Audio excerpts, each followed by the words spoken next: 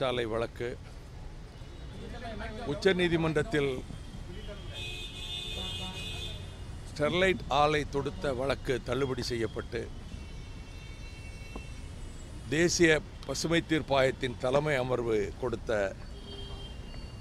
தீர்ப்புக்கு எதிராக தமிழக அரசும் மனு செய்திருந்தது. நானும் மனு செய்திருந்தேன் உச்சநீதிமன்றத்தில். பசுமை தீர்ப்பாயத்தினுடைய உத்தரவை தள்ளுபடி செய்து உயர்நீதிமன்றத்தை அணுகலாம் என்று உச்சநீதிமன்றம் தீர்ப்பளித்ததையொட்டி இன்று நீதியரசர் சத்யநாராயணன், நீதியரசர் நிர்மல்குமார் அவர்கள் அமர்வில் விசாரணைக்கு வந்தது. என்னுடைய மனுவை ஏற்றுக்கொள்ளக்கூடாத இம்ப்ளீட் பெட்டிஷன் ஏற்றுக்கொள்ளக்கூடாது என்று அவர்கள் பதில் மனு போட்டிருந்தார்கள்.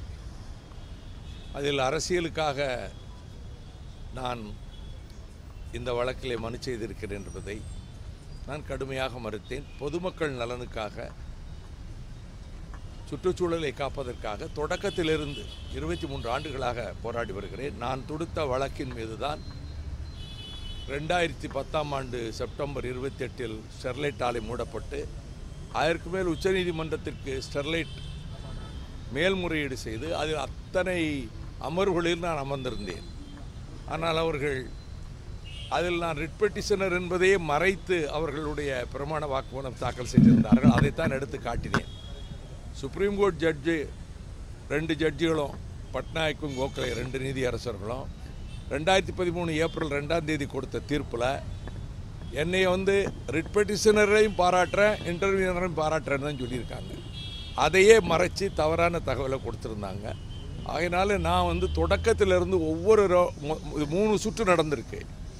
முதல்ல 2010, அதுக்கு முன்னாடி இப்போ 2013 ஆலையை மூட சொல்லி இருந்தப்போ அப்போ ஒரு சுற்று இதே வழக்கு நடந்தது. அப்போ பசுமை தீர்ப்பாயத்துக்கு போய் தலைமை பசுமை தீர்ப்பாயம் ஸ்டெர்லைட்டுக்கு ஆதரவாக தீர்ப்பு கொடுத்தது. அதை எதிர்த்து சுப்ரீம் கோர்ட்டில் 2 அப்பீல் நானும் போட்டிருக்கிறேன், தமிழ்நாடு அரசும் போட்டிருக்கு. அந்த அப்பீல்கள் மேலே தான் இந்த தீர்ப்பு இங்கே உயர்நீதிமன்றம் விசாரிக்கலால் வந்திருக்கு. அதனால் என்னுடைய மனுவை நீங்கள் இம்ப்ளீட் பெட்டிஷனை ஏற்றுக்கொள்ளணும், என்னையும் ஒரு தரப்பை விசாரிக்கணும்னு சொன்னேன். அவர் பொதுவாக சொன்னார், நிறைய பேர் போட்டிருக்காங்க, என்னுடைய இதை ஏற்றுக்கொள்ளக்கூடாதுன்னு ஸ்டெர்லைட் தரப்பு வக்கீல் சொல்லும்போது எந்த மனுவை ஏற்றுக்கொள்வது எந்த மனுவை ஏற்றுக்கொள்ளாதது என்பது நாங்கள் முடிவெடுப்போம் என்று சொல்லிவிட்டார். உடனடி அதுக்கு பிறகு அவர் நான் கூட சொன்னேன், தயவுசெய்து 18ஆம் தேதி ஏப்ரல் 18ஆம் தேதிக்கு பிறகு இந்த வழக்கு விசாரணைக்கு வந்தால் நல்லாயிருக்கும்னு சொன்னேன். பொதுவாக இருதரப்பு வாதங்களை கேட்டார். அதற்கு பிறகு அவர் ஏப்ரல் 23ஆம் தேதிக்கு இந்த வழக்கு ஒத்திவைக்கப்பட்டிருக்கின்றது. இதில்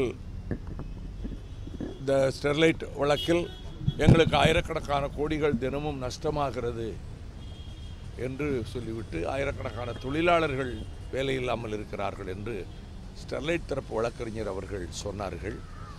நான் சொன்னேன், 10 லட்சத்துக்கு மேற்பட்ட மக்கள் மிகுந்த வேதனையோடும் கவலையோடும் இருக்கிறார்கள். மிக கொடூரமான முறையில் 13 பேர் சுட்டுக் கொல்லப்பட்டார்கள் என்றபோது அது இந்த வழக்கு விசாரணையில் வராது. அது சொல்லுகிற குற்றச்சாட்டு உண்மையாக இருக்கலாம், ஆனால் அதை இங்கே விசாரணையில் அதை பற்றி நாங்கள் எடுத்துக்கொள்ள முடியாது என்றும் நீதியரசர் சத்யநாராயணன் அவர்கள், நிர்மல்குமார் அவர்கள் கூறியது. வழக்கு ஏப்ரல் 23ஆம் தேதி அன்று விசாரணைக்கு உயர்நீதிமன்றத்தில் வரும். அப்பொழுது இந்த வழக்கு சம்பந்தமாக தொடர்ந்து வாதங்களை முன்வைப்போம்.